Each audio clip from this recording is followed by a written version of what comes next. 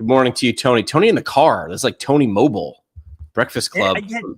I just pulled into the clinic like a minute before we went live, and it's a gloomy, cloudy day. I'm like, I'm just going to talk from the car.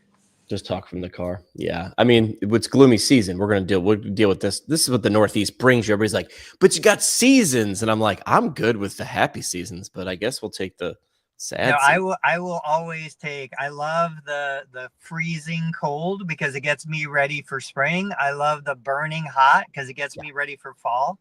Like I was just thinking about this last night. Humans need adversity. We will find it or create it if we don't have it. I like hot. Like I like 3 out of 4 seasons. And it's not even like I don't like winter. It's like upstate New York though. It's humid and cold. Like you do winter like in Colorado, but it's like, oh, it is. It's nice there. Winter's great. There's also sun. But this is the stuff that makes you appreciate the good stuff. All right. Well, can I just like learn that and then have good stuff forever? No, we can't. We can't do that as humans. Right. We have to experience the adversity. This should be a marketing position for physical therapy clinics. We should be marketing to the person who understands life is amazing. We're in the most blessed time ever to be a human alive on the planet Earth. We need to embrace challenge and adversity, and either we control it by paying a therapist to make us do difficult things, or we don't control it and we let life happen. And usually that's not a great outcome. But who do we market to? Everybody. And we try to convince the people on the side of the bell curve that are just going to go, well, can you just rub it? Yeah. You just shoot it with a light. Can you just like strap the thing on it? And then I'll sit here and I'll read the magazine. We want everybody to get to the end or to get into that improved place. But we spend an inordinate amount of time on those people, I guess. Is that right? That's probably right. Yeah. No, I agree. We try to sell convenience and ease. I just heard somebody say the other day, the falsehood of convenience. It was a great podcast talking about how detrimental convenience is. Well, what's that line? It's like hard times make hard men make easy times make easy soft men make hard times. And it's just like, it's a loop, right? Yeah. I mean, it's the same with me. I mean, I know you're right. It's like, I didn't do it on purpose. I'm wearing the shirt, been there, done that, bought the t-shirt. This is the shirt when I did my first Ironman. I will wear this shirt to the rest of my life. And it says like swim 2.4, bike 112, run 26.2, brag about it for the rest of your life. But the funny part is every time I take this shirt out, I do think like, I got to do something now. Like I haven't done something. Let's look. What have I done in a while? Nothing. Like, I showed the other day. Oh, wait. Well, Jimmy's been doing something. He's doing something on his Peloton, but it's not consistent because there's no thing to shoot for. Like I'm a big dumb animal. I need 6 months from now, you're going to be on the starting line and you're going to look like a pile of crap unless you do something now, like what you do now. And I knew that even before I started paying attention. I don't know why, bought myself, like doing an Ironman was a thing for me. None of my friends did anything like that. Doing a marathon was a thing for me. None of my friends did any marathons, but I watched the New York City Marathon for like 5 hours for some reason. I'd be a little kid, with my feetsies pajamas, and the New York City Marathon would be on NBC for 5 hours the first Sunday in November. And I remember thinking as a kid, I never said it out loud, but I was like, that's a thing. That's a hill. That's a thing. I want to accomplish that. And then I did that. And then it was like, well, what's beyond? What's beyond? I bought I went to a website like Street Signs USA, like where DPWs make street signs. And I bought a street sign that said finish line, like the yellow diamond street sign, black lettering, finish line, 70.3 miles. And I hung it near my apartment door because I knew I needed to be jabbed with a stick. Like, you're not bringing your workout bag to work day? An entire day of not doing something. That's not going to become closer. And I knew I needed that. But yeah, I guess you're right. Like we do. We're not going to climb any hill or cross any finish line unless we're poked with sticks. Yeah. And figuring out how to make the person want to be poked with sticks different, or finding the person who already knows they want to be poked with sticks. Like that's where we can really make the most significant change. So would a physical therapy clinic Would a different type of physical therapy clinic, and I know they're out there, your initial evaluation could be me walking you around my clinic because I got blaze pods on one wall and I got this. Oh, and then I'm just like, which one of these things looks like it would motivate you? I can figure out how to make it I can figure out how to make blaze pods a leg exercise. I can figure out how to make it a vestibular exercise. I can figure out how to make it an arm exercise. That's the creativity of a therapist. That's the magic.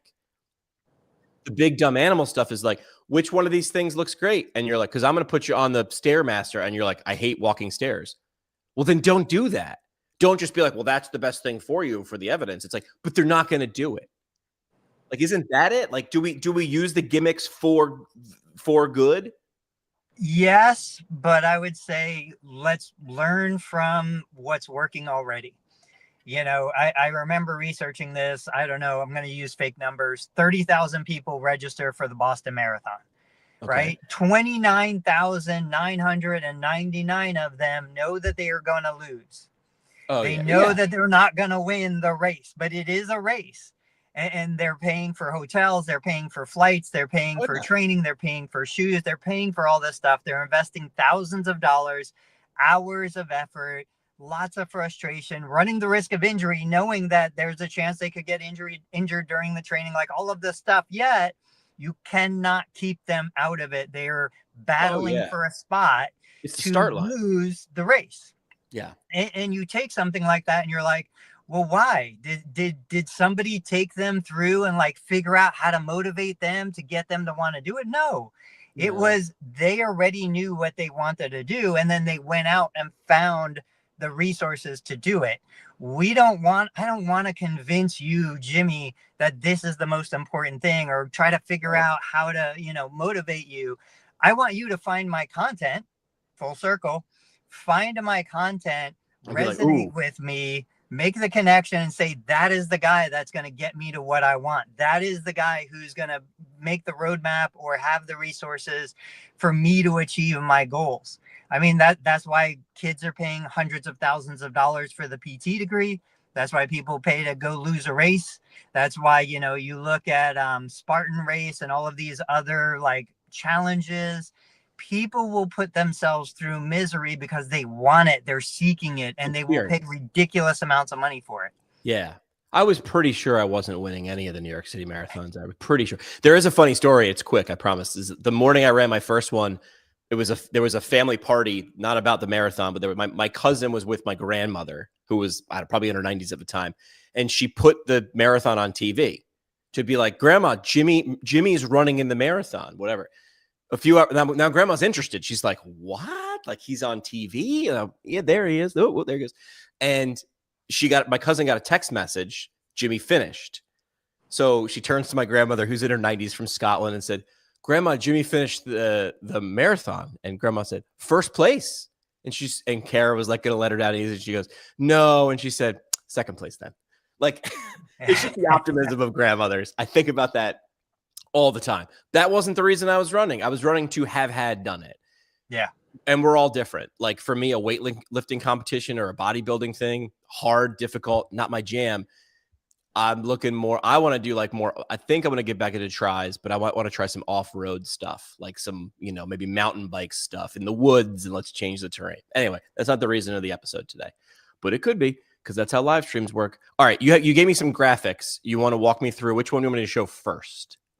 Put it up and let's see what you got. This is the first one. All right. We're looking at the 5-year stock price of US physical therapy. Yeah. So US Physical Therapy announced their, I think it was quarterly report. They beat expectation, but still, I mean, overall, 2%, like the stock sucks. Like the price sucks. The investment sucks. This is a 5-year chart. And so I would not want to be the person that put money into this stock. But hey, they're doing better than ATI, right? They're doing better than a lot of other big physical therapy businesses. But then you compare this, you told me PPS, Anytime Fitness, which ironically right across the street. So my clinic is behind me. Across the street is an Anytime Fitness and a NovaCare. They're in the plaza directly across the street from me. If so, I went into ChatGPT and said, "Hey, give me 2 or 3 of the publicly traded fitness companies." Like, I think I said Planet Fitness, and do you Anytime have that? Fitness. Oh yeah. Yep. And so, look, on the 5 years, these guys are up. Like, they're doing well. They're green. They charge a fraction of what U.S. physical therapy charges to the consumer. They're more profitable. They have more growth. They have more opportunity. And so this takes me to Anytime Fitness, which had a major financial struggle during the pandemic. I Yeah. mean, they pretty much went bankrupt. They were, all of their branches were up for sale. Like, anybody could have come in and scooped this stuff up for pennies on the dollar. And I think, like, all right, if I took over an Anytime Fitness and I was a fitness based physical therapist, I've got people coming and paying money. I think their price was like $30, $40 a month uh, to work out. So I already made like this step in the right direction. People are coming to exercise. I don't have to convince people to exercise. I don't have to talk them into it. I don't have to bribe them with a back rub to lift a little bit of weight. And even yesterday in my clinic, love her to death, one of my longtime patients, she was mid 80s, freaking out because I expected her to lift a 10-pound bar with 2 hands. I was like, you realize this is 5 pounds in each hand. Gallon of You milk. live independently. You've got all of these great things going for you. You need to be strong. So, point being, I love that Anytime Fitness was at PPS. I think it's a great opportunity. I think this is where we see the worlds come together. For someone who was there, I'd love to see what are the odds someone's watching right now live who was there, stopped by the booth and heard the pitch? That would be great. That would have been something great for us to have done yesterday to get that. But just from seeing the booth, and I can find the photo that I shared, was it Planet Fit? Anytime Fitness. Anytime was sitting there saying, come set up shop in our fitness. This is a flip, right? Normally, you'd need to like knock on the door and have your business plan and pitch and hope and pray and cross your fingers that they'd let you. Now they're opening the door. So what are we getting wrong here? Are we what we normally get wrong? We're over sciencing this and we're charging too much to a narrow audience. It feels like Planet Fitness or Anytime Fitness is the loss leader. You come in because you want to have done something. And look, we got a lot of toys. Come play. We're going to sell you the transformation. And then if you get hurt while you're here, well, there's Mike over in the corner. Go get your work done. But that's not the position I'd want. I'd want to own the building, right? You'd want to own the franchise, and you'd want to rent out space to a PT, a chiropractor, and an acupuncturist. So historically, like when I was first introduced, I had never heard of physical therapy before. I was in college. I was working on a bachelor's degree in kinesiology. I was working at a YMCA doing an internship. They introduced me to the physical therapists upstairs in the PT department inside the YMCA. And, I started doing a volunteer thing with them as an aide. I remember the PTs had full access to the YMCA fitness center. Not a single one of them came down and did anything there. Not a single one of them referred PT patients to the personal trainers. None of the personal trainers recommended PT, even though those clients had orthopedic issues. There's a, territory dispute. Well, I can do what they do. I can do it better, all this kind of stuff. I remember thinking, like, why aren't we offering free memberships, trying to like make this work both ways? Fast forward 25 years later, I've employed massage therapists that never wanted to give up massage clients to let a PT do PT with them. PTs don't want to send clients to the massage therapist. Like, there's all these turf wars and all this garbage. This is where it goes back to the only thing that I could imagine is we control everything. The personal trainer works for me. The massage therapist works for me. Everybody else works for me. Not I'm renting a room in a fitness center. I've never seen those relationships really work well. Like, it's fine. You can go rent a space in a CrossFit gym, Anytime Fitness. You can build a practice in there. You can make money. But what it should be never seems to come to fruition. Here's that photo. I found it. And I know how I found this. I've started interacting with Ocon on LinkedIn. He's the guy who posted this. He's more of a business person because his background was %1,000,000%. Yeah. Yeah, he's the business dude. That's his background. So it says, had the opportunity to attend PPS last week with Anytime Fitness, had the opportunity to learn a lot and see what's coming down the pike in our industry and get a glimpse of the vision fellow practice owners and vendors have. And it says their booth says Anytime Fitness, let's get physical. Olivia Newton-John. And then physical therapy inside Anytime Fitness. They're putting it right out there. This is where you look like Ray Kroc and McDonald's and BJ Novak. BJ Novak's character in that movie where he's like, you're not a burger business. You are a real estate business. Anytime Fitness feels a lot like BJ Novak and Michael Keaton sitting there going, what do you want? 0.3 of a penny on a burger? Or do you want the whole thing? Man, that's a smart play, right? If you're Anytime Fitness, it's a smart play. I think what they realized during the pandemic is, look, we've got a huge footprint. We've got all this square footage. We've got access to a database of individuals who like fitness and working out and all of these different things.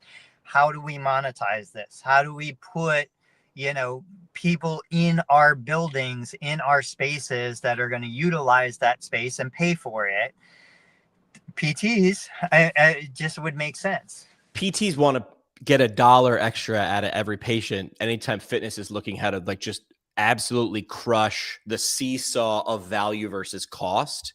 And they're like, this and this and this and this. And I bet you they've got red light saunas because that's the thing. And I haven't been in an Anytime Fitness, but I bet you if you go to one close to you, they got cold tubs and, all the infrared stuff. Like they've got those things. Why?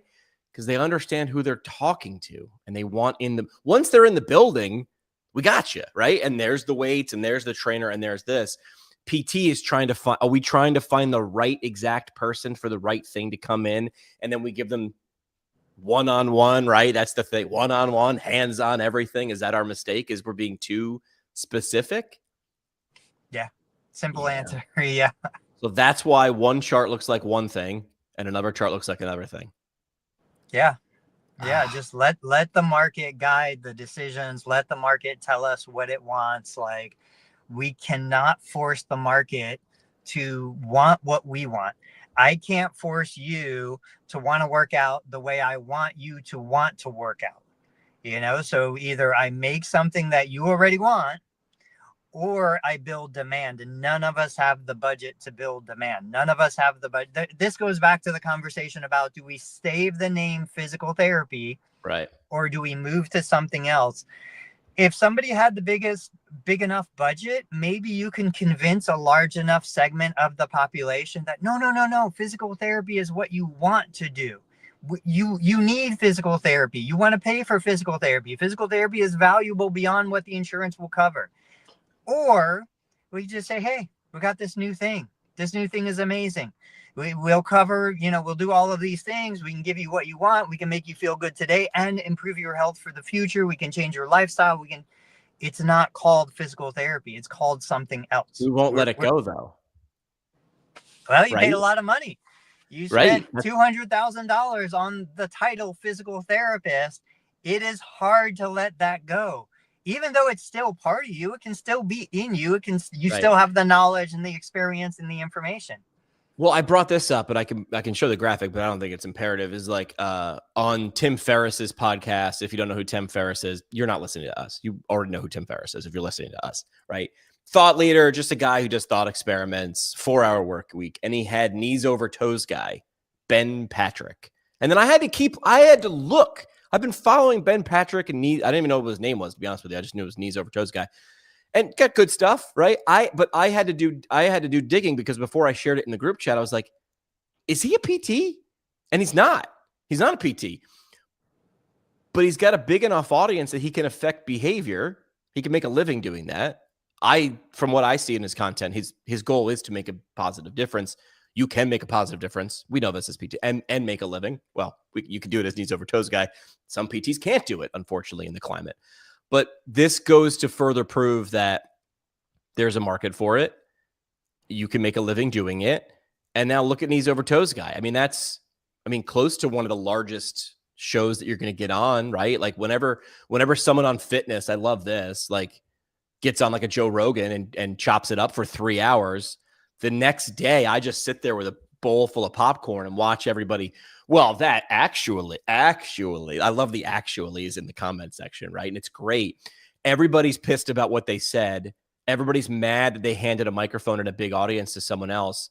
And 99.999% of those people are going to do nothing to increase their audience by 1% to potentially help thousands of extra people, and including themselves, because you can do that and make money doing that. So that's a good segue into what I'm doing, but it's not about what I'm doing. I'm doing some, I don't know, I made up the title, visibility and engagement reports. I'm essentially looking at APTA state chapters, websites, and then their socials and YouTube's, whatever. But then some people chimed in, is like, yo, I'm just a guy who's a PT. Can I have that too? And one of them is Sam. Sam is, I met him when we were working at Fox Rehab together. Great guy. Funny story about Sam later. I'll tell it later. I'll stay on track. I promise, Tony. I've known he's been doing headache stuff for a while. It treats people with headache. And so I go to his website. It wasn't bad. Like it was that, I would you say that? It was good. It had the elements. It didn't look slick. It looked good in all the right ways. The first thing I saw, Sam's face treating a person. That person was sort of cringing, like their head hurt, because that's who it was. The headline was, I'll get to the headline, what his perfect headline was, but it was like, your path to headache-free days. Look, I'm not reading it, but I can tell you, I can regurgitate what Sam's headline is. That means it's a good one. If I have a headache or someone has a headache, I'm not Googling it. I'm just going to go call Sam, right? And then I tripped upon on his YouTube channel, and I found this gem. Let me scroll down just a little bit because we like a little stats. It's got 724 subscribers. That's the beauty pageant metric, baby. I don't care how many subscribers he has. This one video has 11,000 views. This is how to place. The whole video is 6 minutes long. How long should my video be? Long enough to answer the question, right? Where to place the TENS unit pads for rapid headache relief. Like, if you have a headache and someone told you to go to Amazon, which, by the way, he has links to the TENS unit. Slow clap, Sam. Well done.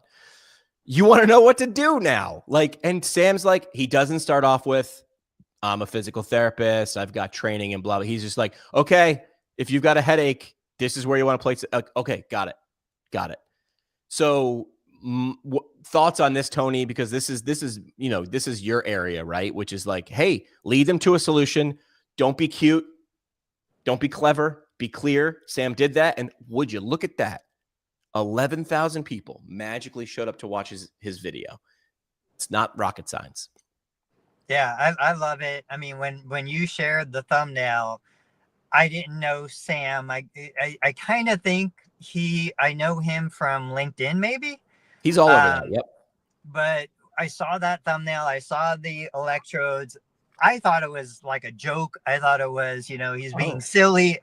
I didn't make the connection between headache or anything. So just like any consumer, first thing you do is you see the image. The image catches your attention. You see the pads. You see, it's like, what is this? I don't understand. Is he, like Jackass? You remember the Jackass show? They put everything. TENS unit pads like on their scrotum and did stuff. That's what that caught my attention with. Then I looked at the headline, the title of the video, TENS pad placement, which is a very well-known keyword. And then I saw it go to headaches. I clicked on the video, started watching the video, and I was like, oh, there's a real video. Like this is not just a gag to get attention. It's not clickbait. This is for real. I think the challenge for Sam is nobody realizes you can use a TENS unit for headaches. I had no idea. It's not even something I ever would have considered. Yep. So he is trying to cultivate an audience out of ignorance because we don't know that you can do this. That's an uphill battle. Yeah. That's hard. But I definitely think, that's a 2-year-old video. I think with time placement, I'm going to look into his channel a little more. the channel could probably blow up, because Oh, headache is yes. such a massive topic. And this is a different approach. Knees over toes. Man, you would think nobody in the world, if you put your knee 1 millimeter over your toes during a squat, your knee's going to explode and the world will end. And then this guy comes out and says, that's total garbage. We could do Right. it all the time. You know, like, this is something that I think he can do. He can bust a bunch of myths about headache and the channel would explode. And right now he does telehealth, but just in one state. In my mind, I'm like, Sam, we got to get you credentialed in all 50, bro. Like, but you need the funnel to get there to be a reason to be credentialed in Montana to treat headaches, right? But yeah, so a little bit of improvement. I mean, look, guy got 11,000 views on something that he knows really well. It was probably easy for him, the content anyway. I think I kept pushing him. I'm like, turn a camera on, but I don't know how to. I don't care. Turn the camera on. And he did it. Even without the audio, can you just click that Yeah. and let me see the first 2-3 seconds? Let me zoom out here. Hang on. Oh, we've got an ad, of course. They're monetizing Sam's channel. That's good. Make a little bit of money. Heck yeah. I'll skip the ad, though, so I'm not going to get you the nickel, Sam. So here's the first couple seconds. Hold on. He doesn't do a big fancy intro. He doesn't do anything. Boom. Right into it. Okay. Nice. Yeah. I mean, I would want to see the hook or hear the hook and then go from there. But yeah, I think his channel obviously has enough history, enough time, probably poised for some real growth. And then the question is he doing this on Facebook? Also, is he doing it on Instagram? Yeah. Where else is he going? I still think the easiest, like, new viewership is Facebook right now. Really? Yeah. Why is that, do we think? I mean, from the experts that I listen to, from the content that I've seen, my understanding is, you know, Facebook is trying to maintain relevance. Facebook is trying to regain and rebuild the audience. My experience, YouTube is struggling a little bit. You know, there's TikTok and there's other platforms, obviously.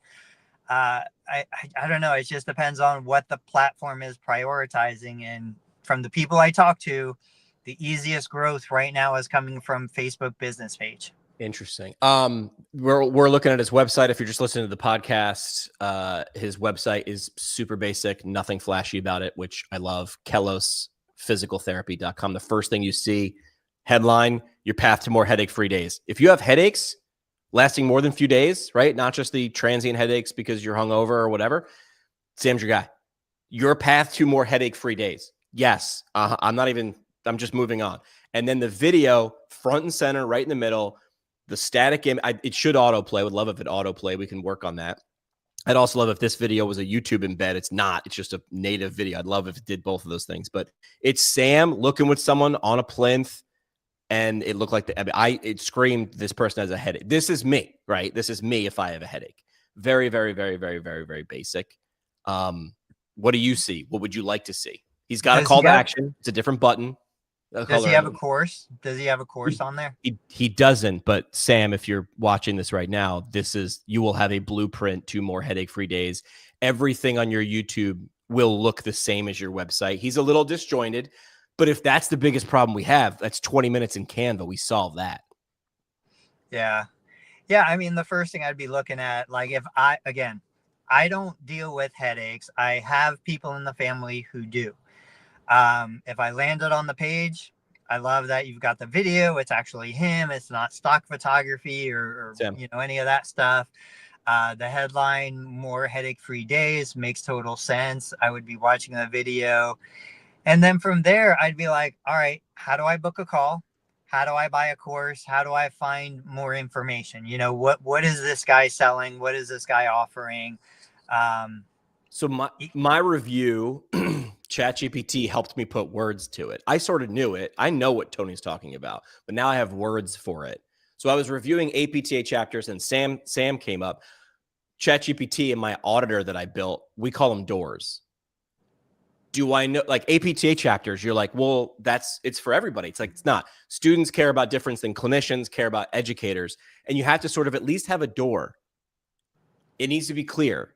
Oh, you're here. Why? Somehow you got here. A video, someone told you had to come here. You were given membership, whatever. When you land there, it needs to be stunningly clear. For Sam, it should be what Tony's talking about. Your headaches. Is it the course? Autonomous, right here. Do you really need Sam? It's going to cost more, but that's the door. So it's the self-taught course. It's book with Sam, and it's here's the tools Sam recommends. I don't think you want more than 3 doors. That starts to get a little, pre-2000 yahoo.com when it was like 40,000 links. Did you ever hear of a story about Google? What? I forget who was involved, but there was someone who used to write an email to the guy in charge of Google. And I don't know if it was like Sergey Brin or whatever the hell the guy's names are. And the email would just be a number. It'd be like Tony getting an email from Jimmy, and it would just be like 12. And then a few days later, it would be like 22. And they're like, what the hell is this? The guy was just sending them how many words were on their homepage. And it was a subtle poke to be like, 1, Google. Because you look at like Ask Jeeves. You've been to Ask Jeeves lately, Tony? No, that's a search engine from 1 billion years ago, kids. It was just Vomit Town. It was like a classified ads. It looked like Craigslist. It works for Craigslist because Craigslist, you want lots of things. A search engine is supposed to be the opposite of Craigslist, but all these search engines looked like Craigslist. So I digress. For me, it's, 3 doors, right? Self-taught. There's your headline, your path to headache-free days. How do you want to solve it? 3 options. Take the course right now, book a time with Sam, or, I don't know, buy the toys. What would you think his 3rd door would be? Watch my videos? Maybe watch my videos, take the course, book with Sam. So what I was thinking was a community. I don't know if he has a Facebook group. I don't know if he has a school community. Like those would be the 3 that I would look at just because. And the reality is, put yourself on the consumer side once again. By the time somebody actually gets to the website, like I have not gone to a website. I can't even remember how long. My website hardly gets any traffic. It's you go to the social, you see if they're still around, you see if they're still in business. Right. And then from there, you go to the next step in the funnel. You go to either book the call, buy the course, join the community, whatever it's going to be. The website is, I don't know, man, it's hard to justify putting time and resources, but that's also why I probably haven't updated my website in like 2 or 3 years, maybe 5. I don't ever go to it. I was working on mine yesterday just to like zhuzh it up. And then like I was doing an audit on myself before I went and did these APTA chapters and businesses. I was like, maybe I should do it for myself because we're the last person we're going to help. Right. It's easy for me to see other people, but I was doing the same process on my own, and it was asking me to do some things that were simple. But my website's it's a repository for past episodes. I'm not trying to sell you anything. I want you to what do you want people to do? Listen, subscribe, like one of those 2. I want you to listen. If you like it, if you listen 3 times, we're gonna nudge you to subscribe towards the end, right, or somewhere in the middle. I think Sam's got a big opportunity here. I would like to see him. You know what? No, I would like to see him licensed in the states that he's licensed. I would like to see him build the other 2 things we just mentioned, which is this automated, the self-paced course that Sam really teaches, but he teaches once, and then people take it thousands of times. And then this community, which might cost Sam 30 minutes of time a day to cultivate the community or cherry pick people that need help who aren't getting help from the community. Go, sounds like this door over here. Do you want the course or do you want to meet Sam? I want Sam doing community cultivation. I think that's man, I missed that. That is the right answer. Is the juice worth the squeeze, or can you have a Facebook group? I mean, do you need to pay for school or? You do not need to pay for school. School's $99 a month. I mean, that's a big commitment for somebody who doesn't have proof of concept. Yeah. The people who are using school well, love it. Awesome. I use Thinkific as my course platform. They have communities just like school has. They have similar tools and stuff, but you have to go where you naturally are led. I spend time on Facebook, so everything for me is going to bias toward Facebook. I don't even do Instagram. I never go to Instagram. I don't pay attention. There's messages in there that I don't see. It's freaking awesome. I am just naturally drawn toward Facebook. And so that's where I tend to connect with people best. But that's because that's what I like. That's what I do.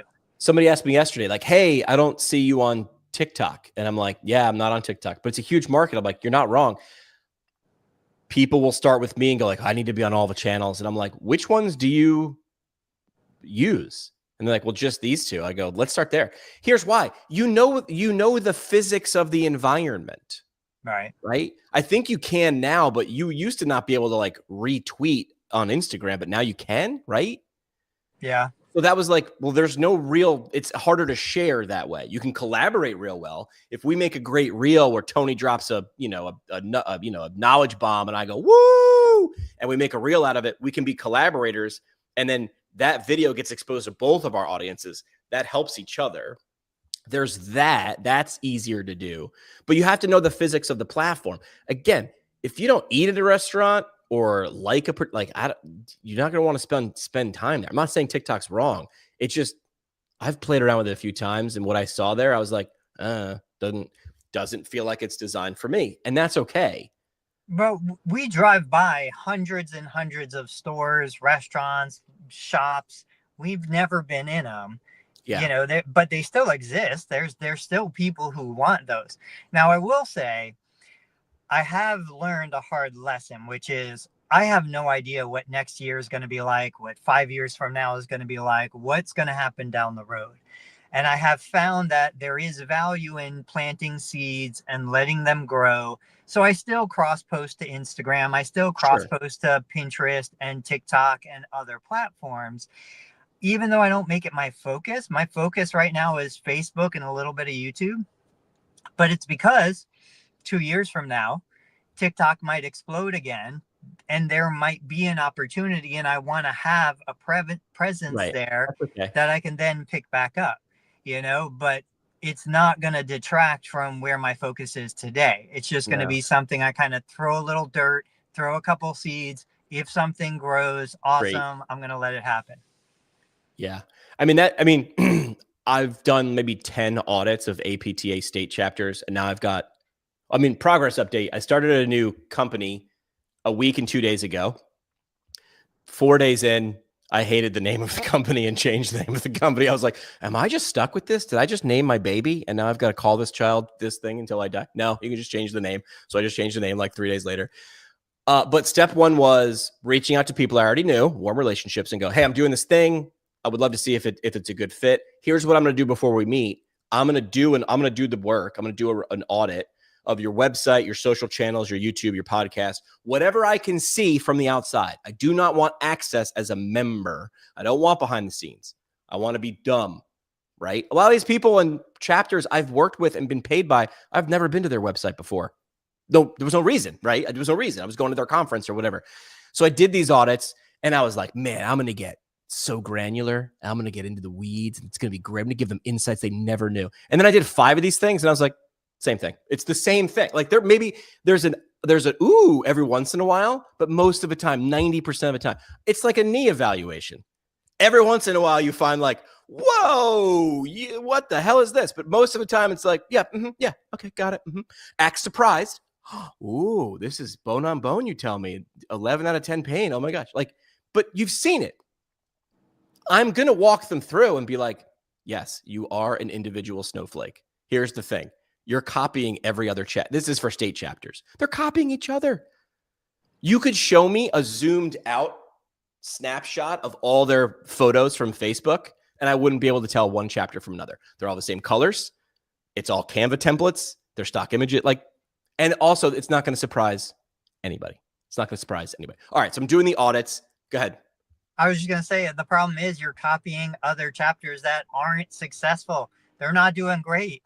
If you're going to copy, which is totally fine, learn from the best, copy the best. Go find something that is successful and copy that. Here's what I say to companies or chapters. Doesn't matter. They're all companies, right? Before the meeting or after the first meeting, before the second meeting, I say, each of you, I want you to do this. In the next 7 days, we're going to meet in a week. the next time you stop and watch a video or stop and read a post for more than 3.5 seconds, screenshot it. I do not care what it is. In fact, I do not want it to be in the industry we're in, right? Whatever that is. You do not need to give an explanation of why you screenshot it. Just screenshot it, send them all to me, and I'm going to put it up like a vision board. And then I zoom out and I just go, what's the common theme here? Well, do you see faces? Let's look at your thumbnails of all your Facebook posts. Do you see faces? Not really. I see Canva templates and big words. Got it. When we do see faces, are they real people? Well, yeah, they're real people. I go, cool. Who's that guy? And they're like, it's a guy from Canva. Like, yeah, he's a real guy. He's just not someone you really know. So now does this look authentic or artificial? It looks artificial. This is motivational interviewing. But I like the exercises like getting ready with me videos. We had to explain this to you once before, right? Because I don't think you had seen one of those before, right? Right. That's like where like I saw it the first time I saw it, I was like, this is ridiculous. And then the 13th time I saw it, I was listening to the whole damn video.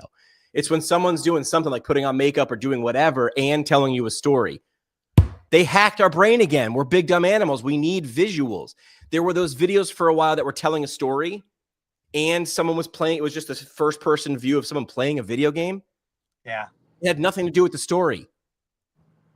We're big dumb animals. We need that. So anyway, just screenshot it and send it. Why does it capture your attention? Great. How do you use this new information? It's not rocket surgery. I'm not going to ask you to make 100 different kinds of videos. I want you to make 3 different kinds of videos 100 ways.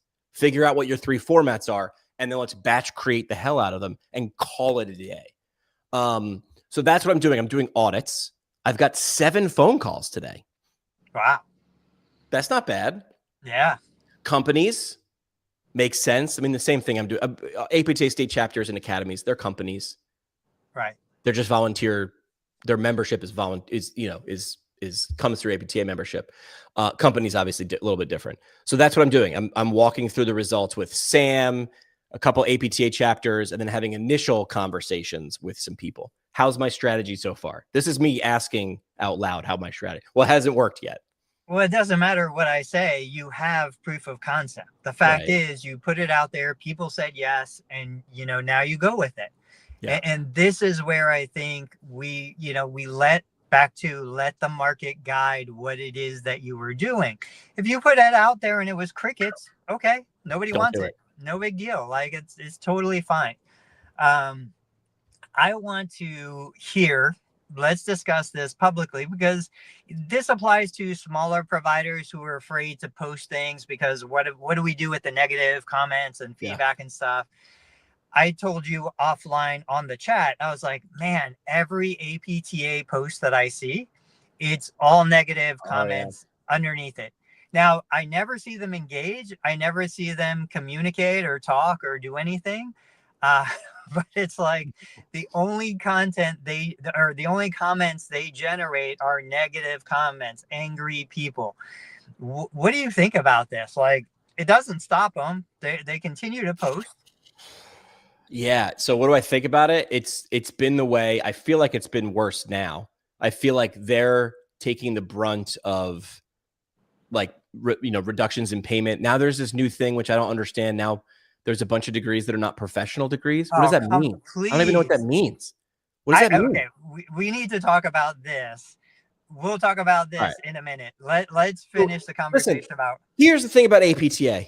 I've been a member first because I was a student and it was just, free. It was in my tuition, but it was free. Right. And then I just continued to be a member. Why? Because the people around me are members and I didn't want to be a jackass and be like, not rowing the boat. But I'm also a joiner. I'm also a guy who's like, come on, man, here's my $500. Let's go mess stuff up. Let's better together. I buy in. I don't know if I drink the Kool-Aid. I drink a few beers at the happy hour, but I watch and see what they do. And from all I know, because I don't know about advocacy, I'm pretty sure they're doing a great job. Well, they're doing what they can do. Are the results what we want? I don't know. We want it better, faster, bigger. Are they? No. Is that how it goes? Probably. I don't know how advocacy really works or how fast things go, but I'm glad they're doing it because I sure as hell don't want to be doing it or know how to do it. APTA is going to be the lightning rod of everything because they're like, we're your professional association. So they will take 99% of the hate And even if they get a win, you've seen it, people just pile on. They go, this isn't a win. This is bullshit. It's not really a win. This is what your billion-dollar company does. Great. Don't join. Hard stop. Don't join. It is confusing, though, because people do rush to the comments to do just this. It's a pile of Karens. I don't know. I guess we love to bitch. And there's a comment section. I mean, yeah, Kyle Covington is a friend. Now he's the new APTA president. He's doing the thing we would probably tell him to do. Be a face. Communicate. Communicate little. Communicate often. And every time he steps onto a camera, people just go, whack, whack, whack, whack. Why? Because it feels good. It feels, look at these thumbs. It feels so good. Great. Do you feel better? Awesome. You're still not a member? Great. Moving on. Kyle doesn't care. He probably does care because he's a human. What do you think? That would be interesting if the positioning is, hey, I know I'm going to get the hate. There's plenty of entertainers and other individuals on social media. I swear, I think 30% or more of the TikTok like videos I see, I don't think these are real people. I think these are accounts just designed to generate anger and hate so that they get more making comments, making comments. Just everything, like making comments, generate views, generate anger. We know that anger is a strong emotion that gets engagement. And if they just want more money from advertisers, so they create videos that are artificial that just get more views. My thing with this, now that you're saying it, is like, I wonder if deep inside the psyche, APTA understands it doesn't matter. We'll take the hate. This is our role. We're going to get, everything thrown at us. And again, even going back to Joey Albert and said, what should APTA be doing? I don't know. I really don't. What's the role of a professional organization? I don't know. I don't think, it really matters all that much. I guess we need one, but yeah, just absorb the anger and let therapists focus on their patients. Maybe that's the role. Maybe we get Ben. Ben is saying the thing is important, like the professional. Well, that's a side conversation. We'll bring Ben on. I'll bring Ben on or something. We'll do a live shoot because someone has to explain it to me. Well, from the profession, are we professionals? I've tried to research it. I've tried to look at it. Like you said, maybe Ben can educate us. My understanding, the point that I keep hearing is it's going to limit how much money kids can borrow to become physical therapists. Oh. Isn't that a good thing? Like, didn't we come to a realization somewhere that as long as government keeps pumping free money into the market, not free, money into the market, prices go up. Yeah. We don't want kids paying $300,000 for a license. Let's bring the prices down. Just call me whatever you want. I don't care what you call me. Right. If you don't want to call me a professional, it doesn't affect how much I earn, doesn't affect anything except how much I can borrow. And we don't want kids borrowing more than they can afford to pay back. Because guess what? I don't want loan forgiveness.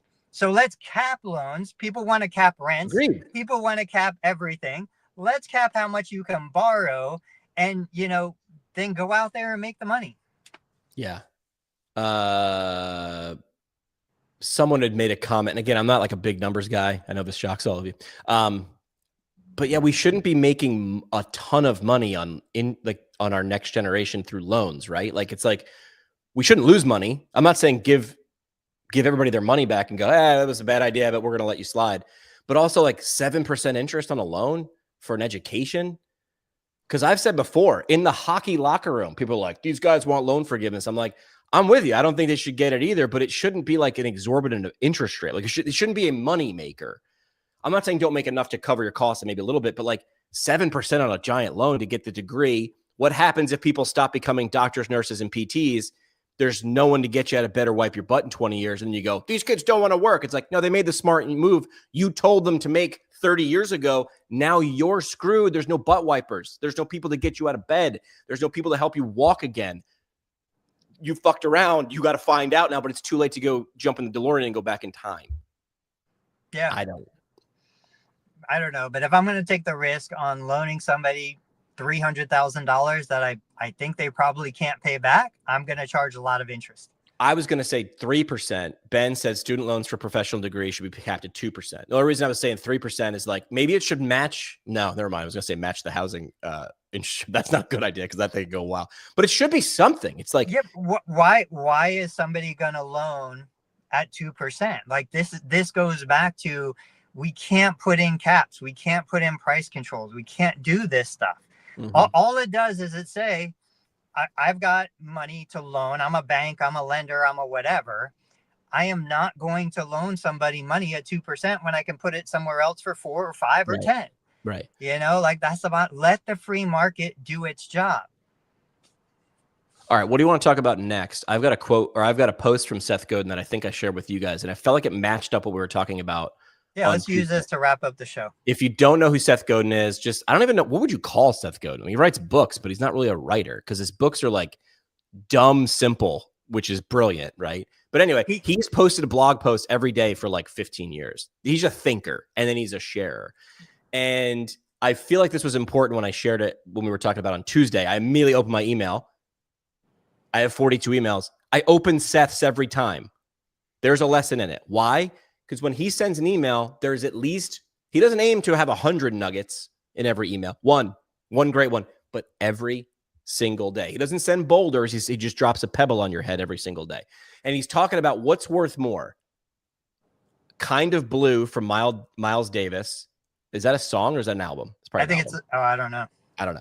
But it's Miles Davis. I don't even know who Miles Davis is. I know who Miles Davis is, but he's a legend, right? Jazz. Or the third Boston album. And then he intentionally does that because it's like, what's the third Boston album? Like, I don't know. So the whole breakdown of his post really is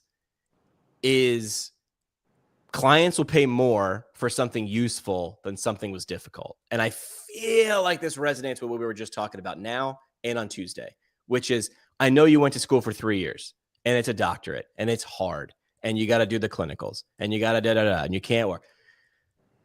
No one cares. Like, I mean, I care. I'm like, oh my gosh, if I had a friend going through that, sounds really rough. But like, I'm not going to pay you more because it was harder to do. I will pay you more because I can't poop in my toilet and I need to poop and I'm going to pay you to come now. That's why people get pissed when they're like, these plumbers are making all this money and they didn't have to go through school. That's not why we pay you. We don't pay you because plumbing school was hard. We pay you because it's useful. You can still do that even if your degree was hard. How do you shift it? That's what Seth was trying to say.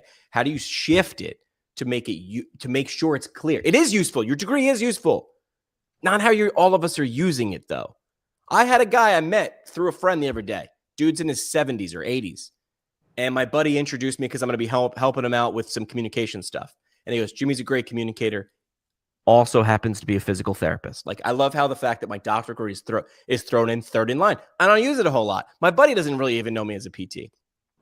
And the guy goes, hang on a second. Do you come to people's houses? I'm like, oh, I don't actually do the PT very much. And he's like, I still need this because I think I'm going to fall when he understood the usefulness. He didn't ask me where my clinic was or how many he was like, what do I need out of it? Hang on a second. I know let me get your number. So no one cares how hard it was to get the thing. What can you do with it? I'm not even going to say I have a parting shot. Seth's my parting shot. The usefulness. I love it. Nothing to add. I'm just going to say, take these nuggets, like take these ideas, use them as inspiration, plant seeds with them. I liked Seth Godin a lot more in the past. Oh, okay. I liked, who's the Find Your Why guy? Simon Sinek a lot more in the past. There are a lot of people that 10, 15, 20 years ago, I consumed every piece of their content. Then as I grew, changed, developed, what I focus on has also changed. I don't resonate as much with Seth anymore. The concepts are universal. Like the concepts they're classic. You could have written that 20 years ago. Yeah. It starts to become the personality that I have conflict with. But regardless, this is what takes the conversation 10 levels deeper. It's not just, I'm a licensed physical therapist, I can treat your pain. I'm Tony Maritato. I understand these frustrations. Let's figure out how to get past these frustrations, whatever they are, and again, did that transcend physical therapy? Did you get a chance? I tagged you on the Jared Hall post. Did you get a chance? Yeah, I know Jared. We should have him on soon. We should. Did you see the post though, that he was talking about what I think he was saying what physical therapy became? And I said, did we outgrow the profession? He put that into ChatGPT. It was a great summary.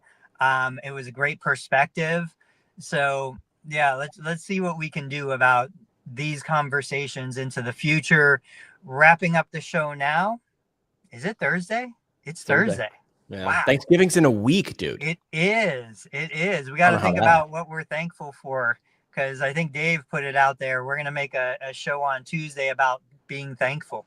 I thought we were just going to dress as pilgrims. That was not the idea. Are you allowed to say that? I am offended. You've triggered me.